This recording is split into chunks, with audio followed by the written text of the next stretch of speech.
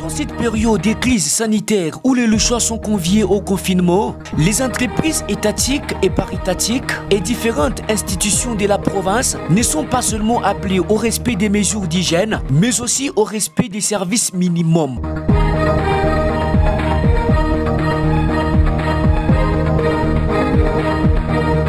Pour Mukala Isenga, cet analyste des affaires économiques, ceci a des répercussions sur l'économie du pays et de la province du Haut-Katanga, notamment la hausse du taux de chômage. Nous sommes déjà dans les pays. On ne peut pas attendre, nous sommes déjà dans les pays. Vous pensez qu'une entreprise fermée pendant un mois, pendant 2 mois, vous savez, il y a combien de pertes. Mais si les entreprises ne fonctionnent pas convenablement, quel est le sort de l'État? L'État n'aura pas de moyens pour fonctionner. Vous savez, on était à 300, maintenant vous travaillez pas plus de 20 après les communiqués. Est-ce qu'on va produire quoi? Or, on produit en fonction du nombre de travailleurs, parce que chaque travailleur contribue à la production. Les dépenses des uns font les recettes des autres, dit-on. En se basant sur ce principe économique, c'est aussi un manque à gagner de la part du gouvernement. Ce sont des conséquences néfastes. Vous savez, s'il y a confinement, c'est-à-dire il n'y a pas mouvement de la population, or, on fait les bénéfices que dans les recettes. S'il n'y a pas de recettes, il n'y a pas de bénéfices. Or, l'État aussi gagne que dans les recettes. Les recettes là, dans les bénéfices que nous calculons à partir des recettes. Je pense que c'est un dégât économique. On a trouvé la mondialisation comme les meilleurs pour faire la croissance.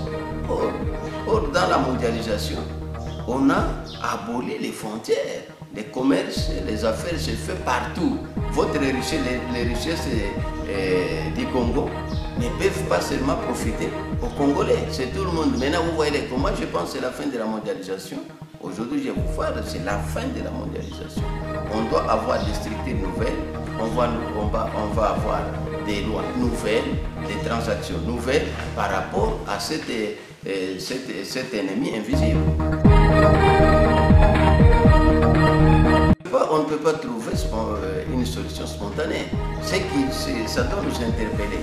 Parce qu'on doit tout d'abord soutenir notre richesse propre. Vous savez, dans notre pays, il y a des sortes de richesses. Il y a la richesse des autres, il y a aussi notre richesse. Notre richesse, c'est que nous produisons, nous transformons et nous consommons nous-mêmes. Aujourd'hui, on a privilégié dans notre pays la richesse des autres. Mettre l'espoir dans les secteurs miniers, tout ça, ça doit nous interpeller, mais d'une manière scientifique. Nous devons prendre la science comme notre voie obligée pour trouver des solutions. Moi, je pense, nous avons, il y a déjà la richesse. Si vous prenez même aujourd'hui au monde, c'est les pays les plus démographiques qui font rage économique dans le monde. Prenons la Chine, l'Inde, le Japon, vous voyez, c'est les nombres, même ici en Afrique, c'est le Nigeria. Vous voyez, c'est une rage économique en fonction de la démographie.